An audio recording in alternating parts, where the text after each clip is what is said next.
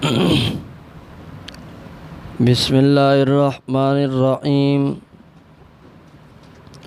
خذ العفو وأمر بالعرف وأعرض عن الجاهلين وإما ينزغنك من الشيطان نزغ فاستعذ بالله إنه هو السميع العليم۔ سورۃ الاعراف آیت نمبر 199۔ سورت کا خلاصہ یہ ہے کہ اس سورت میں 3 حصے 3 اہم مسئلے ذکر کیے گئے ہیں۔ پہلا مسئلہ تسلی برائے رسول کریم صلی اللہ علیہ وسلم، دوسرا مسئلہ وحی الہی کی تابعداری کا حکم، تیسرا مسئلہ توحید باری تعالیٰ کا بیان، اور اس کے لیے مختلف پیغمبروں کے واقعات ذکر کیے گئے۔ آخر میں بنی اسرائیل پر 4 نعمتوں 4 عذابات کا ذکر ہوا، اور پھر 4 اہم مسائل جو ایمان کا بنیادی حصہ ہیں: توحید، رسالت، صداقت الکتاب، ایمان بالآخرت۔ توحید اور رسالت کا بیان، قرآن پاک کی سچائی کا بیان، اور قیامت کے دن پر ایمان کا بیان۔ اب آخر میں طریقہ دعوت اور طریقہ ذکر الہی۔ خلاصہ یہ، اللہ تعالیٰ نے فرمایا میرے پیغمبر دعوت دے مسئلہ توحید کی، جس طرح کہ حضرت موسیٰ علیہ السلام نے فرعون کے دربار میں دعوت دی تھی، اور وحی الہی کی تابعداری کر، جس طرح آدم علیہ السلام نے تابعداری کی۔ اور نمونے کے طور پر حضرت نوح، حضرت ہود، حضرت صالح، حضرت شعیب، مختلف پیغمبروں کے واقعات دیکھ کس طرح انہوں نے دعوت دی تھی۔ موسیٰ علیہ السلام کا واقعہ تفصیل کے ساتھ ذکر کیا گیا دعوت پر دلیل کے طور پر کہ دعوت اس طرح دینی ہے۔ پھر اس کے بعد آخر میں 4 اہم مسائل کہ یہ ایمان کا بنیادی حصہ ہیں، دعوت ان 4 مسئلوں کی دے۔ پہلا مسئلہ توحید کا کہ لوگ اللہ کی توحید پر ایمان لے آئے۔ دوسرا مسئلہ پیارے پیغمبر صلی اللہ علیہ وسلم کی رسالت کا کہ لوگ پیارے پیغمبر صلی اللہ علیہ وسلم کو اللہ کا سچا رسول مانیں۔ تیسرا مسئلہ صداقت الکتاب کا کہ لوگ قرآن کو سچی کتاب مان لیں، اس کے مطابق ایمان بنا لیں۔ اور چوتھا مسئلہ ایمان بالآخرت، یعنی آخرت کا بیان کہ لوگوں کا عقیدہ پختہ ہو جائے قیامت کے دن پر۔ اب آخر میں طریقہ دعوت، 10 آداب دعوت کے لیے۔ خذ العفو وأمر بالعرف وأعرض عن الجاهلين۔ جب دعوت دے گا تو لوگ تیرے اوپر ظلم کریں گے، زیادتی کریں گے، تو پہلا ادب خذ العفو، تھام لے، معافی کرنا، یعنی معافی کرنا، اس عادت کو تھام لے، اپنے سینے میں بٹھا لے۔ داعی جو ہوتا ہے وہ معاف کرنے والا ہوتا ہے، انتقام لینے والا نہیں ہوتا۔ داعی اپنے مسئلے کی دعوت کے لیے بہت ساری چیزوں کو قربان کرتا ہے، اپنے جذبات، احساسات، غصہ، بہت ساری چیزیں اسے قربان کرنا پڑتی ہیں۔ حضرت شیخ القرآن استاد محترم مولانا محمد طیب طاہری حافظہ اللہ تعالیٰ فرمایا کرتے ہیں کہ بڑے شیخ صاحب پنجپیر والے کہا کرتے تھے کہ داعی جس دن اس نے جنگ کرنا شروع کر دی، لڑائی کرنا شروع کر دی، گالی کا جواب گالی، گولی کا جواب گولی، تھپڑ کا جواب تھپڑ اور پتھر کا جواب پتھر سے دینا شروع کر دیا، تو وہ داعی کی ناکامی کا پہلا دن ہے، اور یہ ایسا کنواں ہے کہ جس کنویں کی انتہا نہیں۔ اس ناکامی کے کنویں میں داعی نے اپنے آپ کو گرا دیا۔ جب دعوت دینی ہے، آپ اس دعوت کے مسئلے کے ساتھ مخلص ہیں کہ آپ چاہتے ہیں کہ اللہ کی توحید کی دعوت عام ہو جائے، تو پھر لوگوں کی باتیں سنو گے، پھر لوگوں کے فتوے برداشت کرو گے، پھر لوگوں کی تنقیدیں برداشت کرو گے، لیکن ان تنقیدوں اور ان فتووں کا جواب آپ اس میں لڑائی نہیں کریں گے۔ لڑائی کرنے سے فرمایا کرتے تھے کہ داعی اپنی دعوت کو 100 سال پیچھے لے جاتا ہے۔ کتنے سال پیچھے لے جاتا ہے؟ 100 سال پیچھے، یعنی 100 سال کا نقصان کر دیتا ہے۔ آپ اس کی آسان مثال سمجھیں، ایک جگہ ایک داعی نے 100 سال کی خدمت کی ہے، اور ایک بندے نے اپنے غصے میں آ کر وہاں لڑائی بنا دی ہے، تو گویا کہ ایک داعی کی 100 سال کی محنت پر اس نے پانی پھیر دیا ہے۔ اس لیے داعی حق وہ صبر و تحمل کا پہاڑ ہوتا ہے۔ پہلا ادب خذ العفو، تھام لے معافی کرنے والا کام، یہ صفت اپنے اندر اپنا، معاف کرنے والا بن جا۔ فارسی کا شاعر کہتا ہے عرفی تم اندیش سے غوغائے رقیبا، آواز سگاں کم نہ کند رزق گدارام۔ کیا مطلب یہ ہے کہ اس چیز کی فکر مت کر کہ لوگ لگے ہوئے تیرے خلاف باتیں کرنے۔ ان کی مثال ایسے ہے کہ جس طرح کے رقیب لگے رہتے ہیں، باتیں کرتے رہتے ہیں، اور جو سچا عاشق ہوتا ہے وہ اپنے معشوق کے عشق کے اندر کامیاب ہو جاتا ہے۔ ان کی مثالیں اس طرح ہیں کہ جس طرح کوے کاں کرتے رہتے ہیں، کاں کرتے رہتے ہیں، ان کو کوا سمجھ لے۔ کوے لگے رہیں گے، باتیں کرتے رہیں گے۔ آواز سگاں کم نہ کند رزق گداراں، کتوں کے بھونکنے سے فقیروں کا رزق کم نہیں ہوا کرتا۔ کتے بھونکتے ہیں تو فقیروں کا رزق کم نہیں ہوا کرتا۔ داعی تیری مثال ایسے جس طرح فقیر بھکاری، وہ بھکاری سوال کرتا ہے، مانگتا ہے، روزی مانگتا ہے، دولت مانگتا ہے، پیسے مانگتا ہے۔ داعی تو دعوت دیتا ہے، تیری مثال بھی بھکاری کی طرح ہے۔ تو اپنے آپ کو اللہ کے دین کا بھکاری اور نوکر سمجھ، اپنے آپ کو اللہ کے دین کا بھکاری اور نوکر سمجھ۔ ایک بڑے عالم دین حضرت شاہپور شیخ صاحب رحمۃ اللہ تعالی علیہ، وہ فرمایا کرتے تھے رسول اللہ، کیا مطلب ہے؟ اللہ کا پیغمبر، یعنی اللہ کے دین کا خدمتگار، نوکر۔ جب اللہ کا پیغمبر اللہ کے دین کا ملازم ہے تو بھی تو اللہ کے دین کا ملازم ہے نا۔ اور رسول کس کو کہتے ہیں؟ پیغام لانے والا۔ تو ملازم ہو گیا نا، اللہ نے ڈپٹی دی، وہ ڈپٹی پوری کر رہا ہے۔ اسی طرح تو بھی اسی کا وارث ہے۔ جب تو پیغمبر کا وارث ہے تو چودراہٹ نہ کر، بھکاری بن جا۔ بھکاری جس طرح چمٹ کر کے لوگوں سے پیسے نکالتا ہے، اپنے اس شعبے کے ساتھ اسے لگاؤ ہوتا ہے، تجھے اپنی دعوت کے ساتھ ایسا لگاؤ ہونا چاہیے۔ پھر تو دیکھ کیسے تیری دعوت کو اللہ عام کرتا ہے۔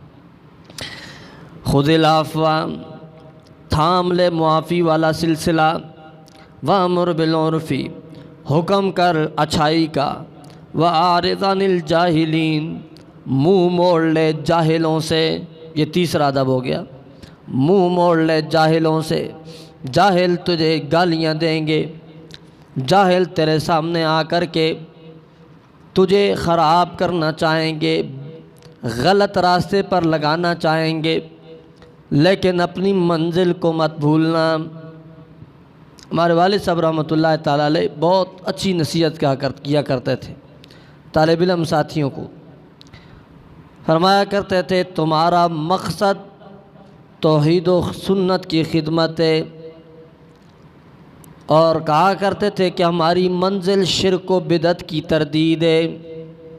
یہ یار لوگ درمیان سے آ جاتے ہیں، کوئی ادھر سے کوئی ادھر سے کوئی ادھر سے، ایک کہتا ہے کہ میرے ساتھ پہلے نمٹ لو، دوسرا کہتا ہے میرے ساتھ پہلے نمٹ لو۔ اب ہم اپنا رخ موڑ کے ادھر نہیں مڑیں گے، ادھر نہیں مڑیں گے، بلکہ ان کو صرف دھکے دیں گے اور آگے اپنی منزل کی طرف سفر کریں گے۔ سمجھ میں آ گئی؟ کوئی عقل ہے نا؟ تھوڑا سوچو، یہ نہیں کہ یہ آگے تو اب ہم ان کے پیچھے لگ جائیں، اچھا تو نے مجھے چھیڑا اب میں نہ تجھے چھوڑوں گا نہیں تو ادھر مڑ جاؤ تو اپنی منزل بھول جاؤ گے۔ اس لیے یہ آتے ہیں تمہارے راستے کے اندر اور راستہ روکتے ہیں، تم اپنا راستہ صاف کرنے کے لیے ان کو ادھر کرو، ان کو ادھر کرو، اپنی منزل کی طرف توحید و سنت کی خدمت کی طرف رواں دواں ہو جاؤ۔ اور ہمارے بیوقوفوں کو آج کل دو مسئلے مل جاتے ہیں، وہ بس جی جادو والا مسئلہ اور جادو والا مسئلہ اوپر، جادو والا مسئلہ نیچے۔ ان بیوقوفوں کو ایسے مسئلوں میں الجھتے ہیں جس کی نہ ابتدا کا پتہ ہے نہ انتہا کا پتہ ہے، اور علم ماشاءاللہ اتنا ہوتا ہے کہ اگر 2 سوال کرو تو وہ پہلے سوال کا آدھا حصہ بھی ان کو نہیں آتا ہوتا۔ علم کی مثال، علم کی حالت یہ ہوتی ہے، 2 درجے پڑھے نہیں ہوتے اور بڑے جی خطیب اعظم بنے ہوئے ہوتے ہیں، مناظر اعظم بنے ہوئے ہوتے ہیں، اور کچھ بیوقوف وہ ہوتے ہیں جو دیکھتے ہیں، اس شکار میں ہوتے ہیں کہ کوئی ہمیں بھی گھاس ڈالے۔ یہ جو سستی شہرت کے بھوکے، کوئی ہمیں بھی گھاس ڈالے، بس اس خیال کے اندر بیٹھے رہتے ہیں۔ کبھی ایک کی پیچھے باتیں، کبھی دوسرے کی پیچھے باتیں، کبھی فیس بک پر ایک کے پیچھے لکھو، کبھی دوسرے کے خلاف شروع ہو جاؤ، کبھی تیسرے کے خلاف شروع ہو جاؤ، تاکہ ہمیں بھی کوئی گھاس ڈالے تو پھر میں جی اس کا جواب دوں، وہ پھر میرے کلپ کا جواب دے، پھر میں اس کے کلپ کا جواب دوں، پھر وہ میرے کلپ کا جواب دو۔ بالکل عورتیں ہیں، جس طرح عورتیں نا وہ ایک دیوار پر چڑھ جاتی، دوسری دیوار پر چڑھ جاتی ہے، وہ لگی رہتی ہے استاد تو صبروں کا استاد لنگی بمات کم دس چل بو کما صبروں کا استاد سر بمات کم، وہ ادھر لگی رہتی ہے ادھر لگی رہتی، بالکل ہو بہو ان کی وہی مثال ہے۔ یہ دین کی خدمت ہو رہی ہے، اور شروع کرتے ہیں تو گالیوں سے، بدخوئی سے، بد اخلاقی سے، گندے کلمات سے، بولنے کا سلیقہ نہیں، انداز نہیں، گفتگو کا طریقہ نہیں، قرآنی سلسلہ نہیں معلوم، دعوت نہیں معلوم، جن کو الف کا بے نہیں آتا اور بس وہ شروع ہو جاتے ہیں، اور لوگ کہتے ہیں یہ جی بڑی خدمت کرنے والے ہیں، بڑی خدمت کرنے والے ہیں۔ آؤ نا، قرآن نے کیسے تبلیغ کی آداب ذکر کی ہیں، آداب سیکھو۔ وَأَعْرِضْ عَنِ الْجَاهِلِينَ منہ موڑ لے جاہلوں سے، ہر ایرا غیرہ نتو خیرہ، اس کو گھاس ڈالنے کی ضرورت نہیں، لگے رہیں گے اپنی باتیں کرتے رہیں گے۔ وَإِمَّا يَنزَغَنَّكَ مِنَ الشَّيْطَانِ اور اگر پہنچے تجھ کو شیطان کی طرف سے نزغن تھوڑا سا اچکنا، وسوسہ، فاستعذ باللہ تو پناہ مانگ اللہ کی۔ کیا مطلب؟ یعنی انسانی بشری تقاضا ہے، کبھی کبھی ان کے غلط کاموں کی وجہ سے جذبات میں بندہ آ جاتا ہے، شیطان کہتا ہے کہ تو بھی ذرا جواب دے، تو 2-4 باتیں کرنے کا دل کرتا ہے، بندہ کہتا ہے کہ مجھے بھی باتیں آتی ہیں، اور جب خاموش بندہ بولتا ہے نا تو وہ پھر کہتے ہیں مردہ بولتا نہیں ہے، جب بولتا ہے کفن پھاڑ کر کے بولتا ہے۔ وہ مجھے ایک بیوقوف نے کہا تھا کہ آپ یہ اور یہ آپ بھی ادھر، میں نے کہا میں ایسے کاموں میں آتا ہی نہیں ہوں۔ یہ فالتو لوگوں کی سستی شہرت جن کو بالکل گھر میں کوئی نہیں جانتا، تو وہ بیچارے اس طریقے سے اپنی شہرت حاصل کرنے کے لیے یہ کام کرتے ہیں۔ لیکن پھر کبھی کبھی غصہ آتا ہے، میں نے کہتا ہوں کہ تمہیں سمجھانے کے لیے جب میں آیا تو پھر میں آپ کو بتاؤں گا کہ طریقہ کار کیا ہوتا ہے۔ لیکن پھر بندہ کہتا ہے یار ویسے گند کے اندر تیلے مارنے سے بوئی پھیلے گی اور کیا ہوگا۔ اللہ فرماتے ہیں اگر شیطان کی طرف سے وسوسہ پہنچ جائے نا تو فاستعذ باللہ، پناہ مانگ اللہ کے ساتھ۔ وہ شاعر نے کہا تھا مت چھیڑ ہم کو، خاموش لوگ بلا کے خطیب ہوتے ہیں۔ جو خاموش ہوتا ہے نا وہ بلا کا خطیب ہوتا ہے، اور جو بولتا رہتا ہے اس کے اندر کچھ بھی نہیں ہوتا۔ خالی برتن جو ہے نا اس کو مارو تو ٹنگ ٹنگ کرتا، بڑی تیز آواز نکلتی ہے، اور جس برتن کے اندر کچھ بھرا ہوا ہو تو وہ برتن اونچی آوازیں نہیں نکالتا۔ جو مولوی ممبر پر بیٹھ کر کے نا اس کو چیلنج، اس کا چیلنج، اس کا نام لے، اس کا نام لے، یہ اندر سے خالی ہے، کچھ بھی نہیں ہے، علم نہیں ہے، کھوکھلا ہے، کھوکھلا۔ لوگ اس کو اپنا سر کا تاج بناتے ہیں، لیکن جو سنجیدہ عالم دین ہوتا ہے وہ کسی کی شلواریں نہیں اتارا کرتا، وہ کسی کی پگڑیاں نہیں اچھالا کرتا، وہ عزت اور اخلاق کے ساتھ گفتگو کرتا ہے۔ ایک دفاع کرنا، جب تم حق پرستوں کے مسئلے پر ڈاکہ ڈالو گے، جواب دیں گے، وہ الگ بات ہے۔ ایک ایک بات ہو یا نہ ہو، بات کا بتنگڑ بنا دینا، یہ طریقہ کار غلط ہے۔ اللہ فرماتے ہیں اگر تجھے پہنچے شیطان کی طرف سے کوئی وسوسہ فاستعذ باللہ، تو پناہ مانگ اللہ کے ساتھ، اللہ کی پناہ مانگ، اعوذ باللہ من الشیطان الرجیم پڑھ۔ انہ هو سمیع علیم، یقیناً وہ اللہ سننے والا ہے، علیم جاننے والا ہے۔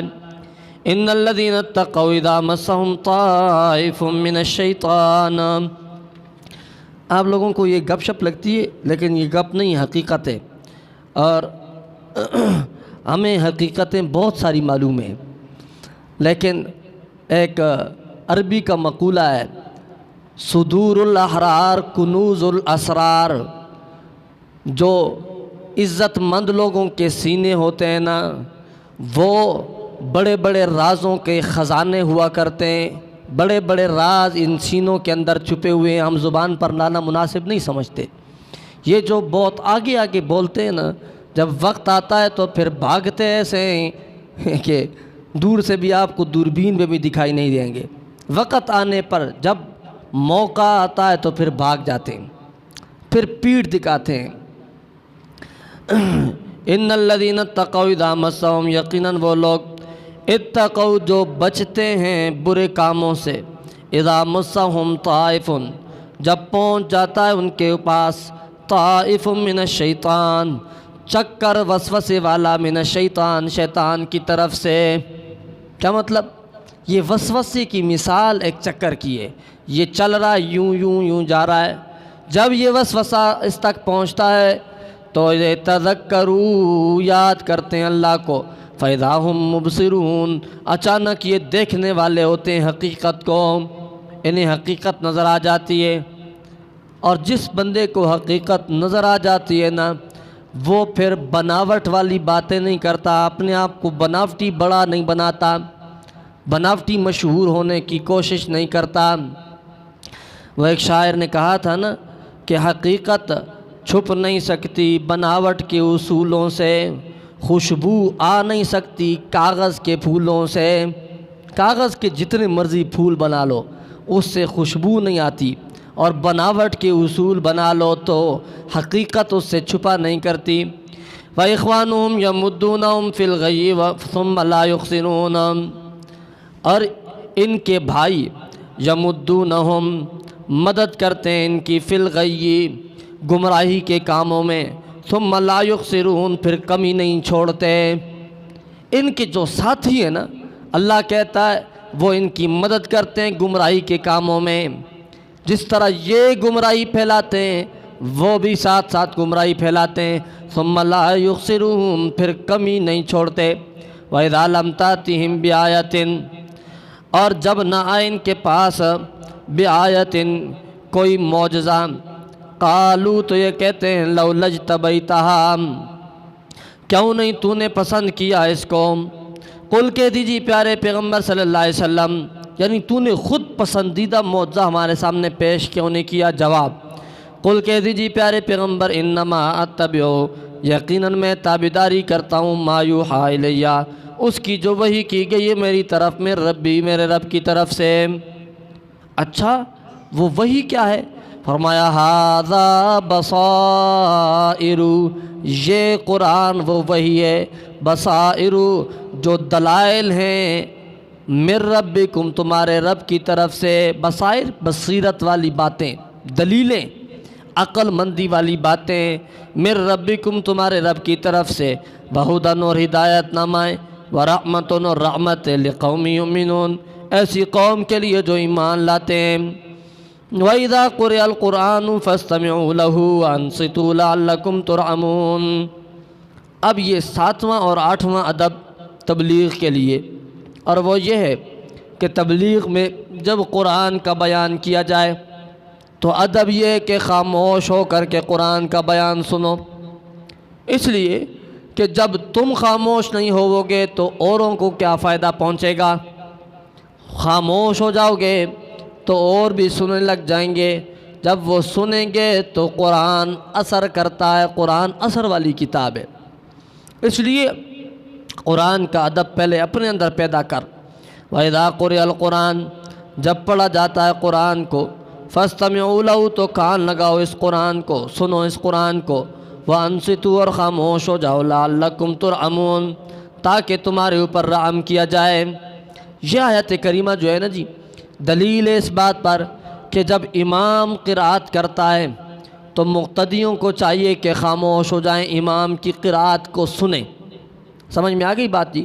اور یہاں پر 2 حکم اللہ نے ذکر کیے، ایک سننا اور دوسرا خاموش ہونا۔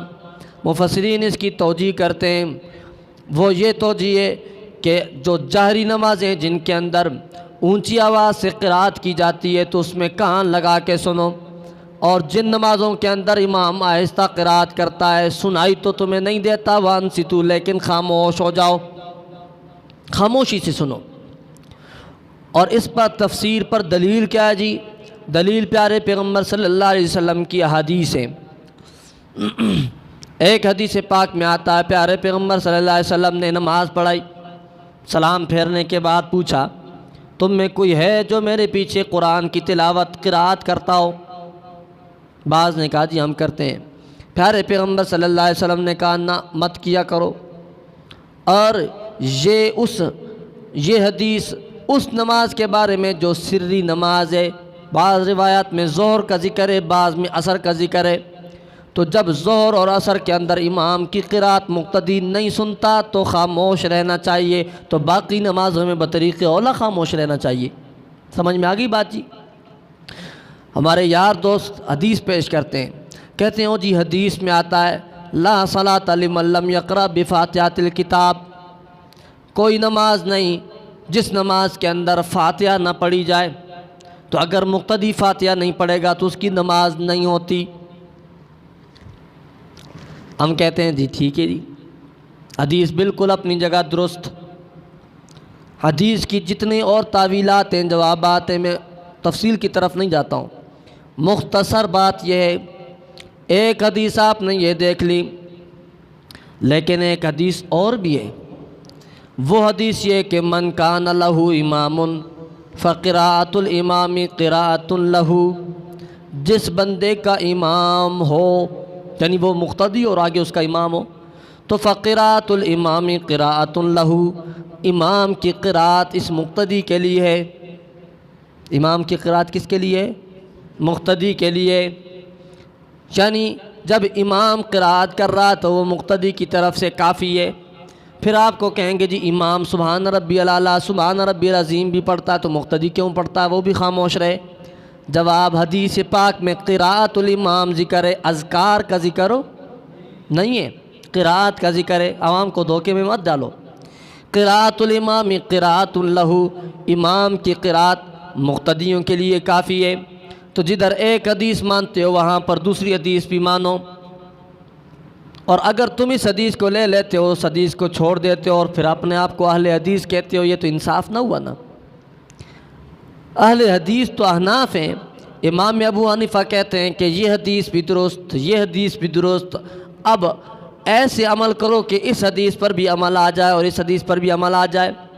من کان لو امام، اس حدیث سے صاف معلوم ہے کہ اس میں مراد مقتدی ہے، کیونکہ امام کس کا ہوتا ہے؟ اور امام کس کا ہوتا ہے؟ مقتدی کا ہوتا ہے نا۔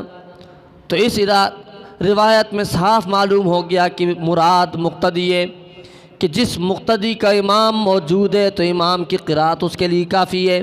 جو دوسری روایت ہے لا صلاۃ لمن لم یقرأ بفاتحۃ الکتاب، تو اس سے مراد منفرد اور امام ہے، منفرد اور مقتدی نہیں مراد، مقتدی اس میں ہو گیا مراد، منفرد اور امام۔ کیا مطلب؟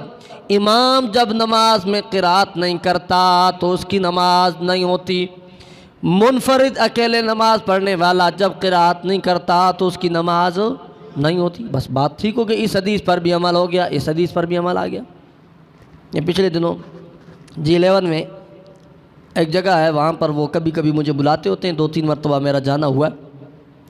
اس میں کوئی بریلوی ہیں، کوئی اہل حدیث ہیں، کوئی مرزا انجینئر سے متاثر ہیں، 2-4 مختلف قسم کے لوگ ہیں۔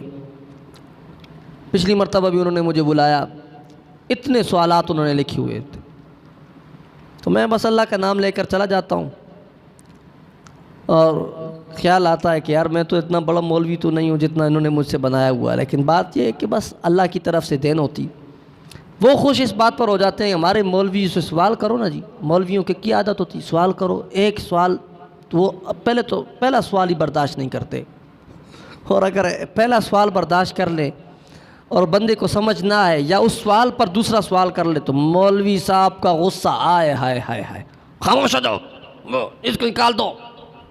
یار یہ لوگ آپ سے نہیں پوچھیں گے، کس سے پوچھیں گے؟ یہ بڑا غلط طریقہ ہے۔ مولوی کو چاہیے کہ ٹھنڈے دل سے جواب دیا کرے۔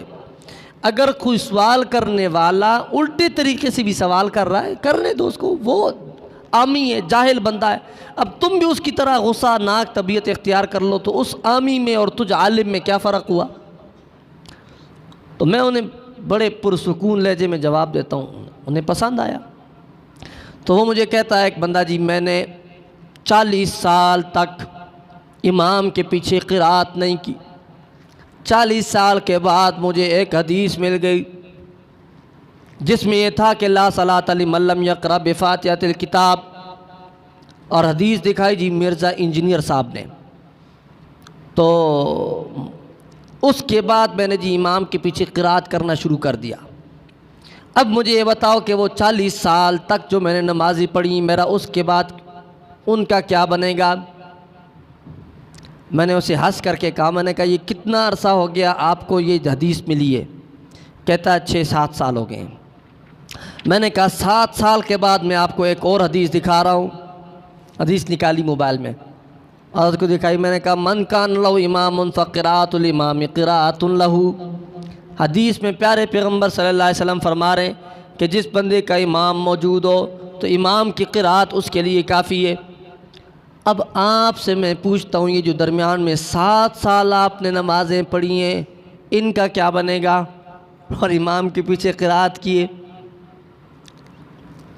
وہ مجھے کہتا ہے یہ جو میں نے حدیث پڑھی یہ حدیث درست ہے؟ میں نے کہا بالکل درست ہے۔ یہ جو آپ پڑھیں بالکل درست ہے؟ میں نے کہا بالکل درست ہے جی۔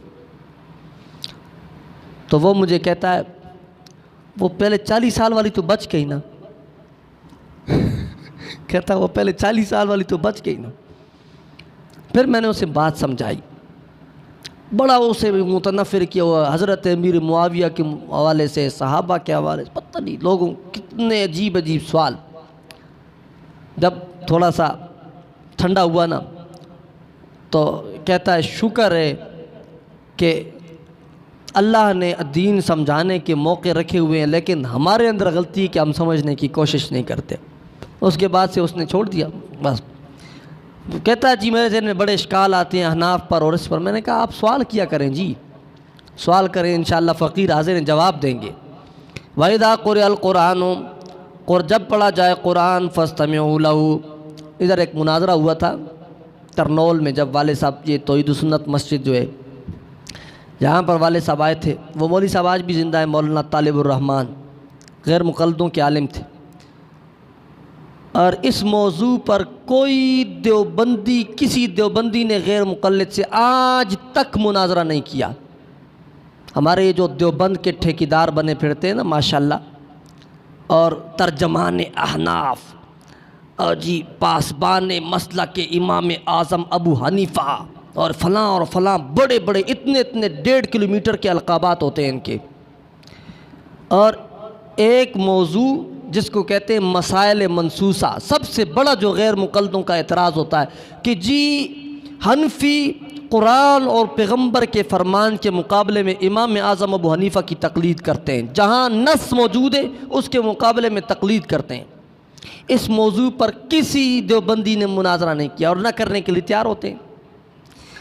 والد صاحب نے مناظرہ کیا، اور مناظرہ کیا جو اہل حدیث کا مانا ہوا مناظر مولانا طالب الرحمن ہے، ان کے ساتھ مناظرہ ہوا۔ پورے مناظرے کو آج بھی آپ سن لیں، ویڈیو مناظرہ موجود ہے، صرف آڈیو نہیں ویڈیو بھی۔ ایک مسئلہ بھی مولانا طالب الرحمن صاحب ایسا فقہ حنفی کا نہیں ثابت کر سکے جو قرآن اور حدیث کے مقابلے میں جس طرح وہ مخالف بنا کے پیش کرتا ہو اور والد صاحب نے اس کا جواب نہ دیا ہو، ایک مسئلہ بھی پیش نہ کر سکا پورے مناظرے کے اندر۔ کبھی ایک جگہ اعتراض، کبھی دوسری جگہ، جب جیسے ہی اعتراض کرتا والد صاحب اس کا جواب دیتے، جیسے ہی اعتراض کرتا والد صاحب اس کا جواب دیتے۔ تو بات کہنے کا مطلب یہ ہے کہ یہ طریقہ کار ہوتا ہے، آپ تحمل مزاجی کے ساتھ مد مقابل کو جواب دو، یہ طریقہ کار ہے۔